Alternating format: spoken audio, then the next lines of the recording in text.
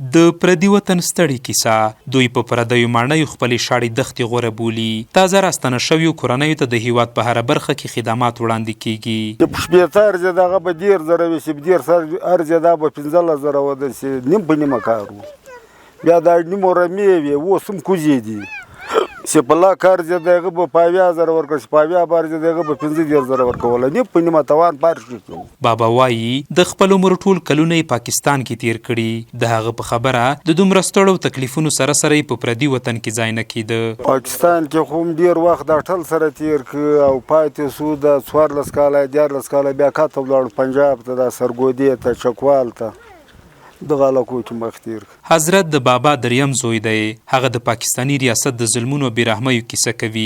نوموړی سره د دوو نورو ورونو د پاکستان ریاست له لوري شکنجه او زندان ته وړل شوی و.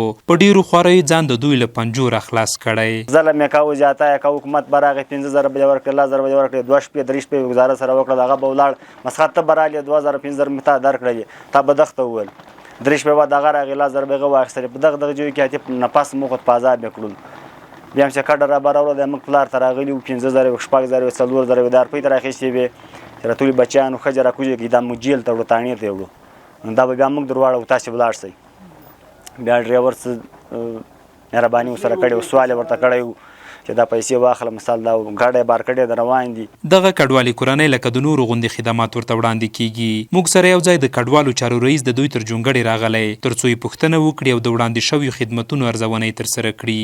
د پکتیا ولایت د مشرتابو مقام کوم هغه دولسګونې کمیټې چې دي هغه فعلا په خپلو کارونو باندې دلته اخته دي چې موږ د اسکان یې موقت کمیټه ده او دغه مسؤلیت لرو. خپل خدمتونه په خرلسوی بارډر کې هم ایجاد کړي دي او په مرکز کې هم دغسې کوم مهاجرین چې راغلي دي د هغوی لپاره به خپل هغه څومره وسې لرو انشاءالله به ورسره شریکوو.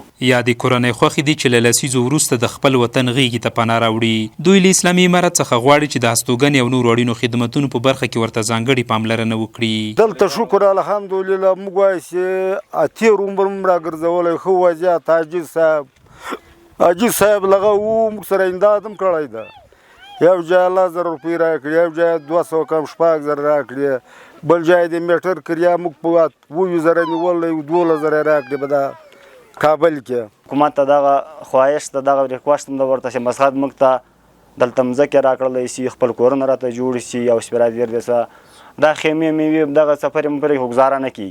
د پکتیا ولایت کډوالو بېرته راستنېدونکو چارو رئیس وایي په لاس کې شته سرچینې ټولې په واک کې ورکړي او هڅه کوي چې نور سهولتونه او اړین امکانات ورته برابر کړي. لله الحمد دوی ظاهرا خوشحاله دي او د خوشحالي احساس کوي او د دوی مشکلاتو ته موږ ټول رسیدګي کړې او انشاءالله په آینده کې به هم د دوی لپاره به اسهل سهولت برابرو انشاءالله او ټول د حکومت او د اسلامي نظام له مشرتابونه نیولې تر پرده پورې به ټول د دوی په خدمت کې انشاءالله شپه ورځ لګیا یو. پکتیا ولایت ته د تورخم، غلام خان او انګور اډې له لارې تر اوسه 800 کورنۍ بیرته راستنې شوي. دغو کورنیو ته د مالي مرستې ترڅنګ د اوسېدو لپاره خیمې، خوراکي توکي، کمپلې، پاک اوبو امکانات او نور اړین ضروریات برابر شوي دي.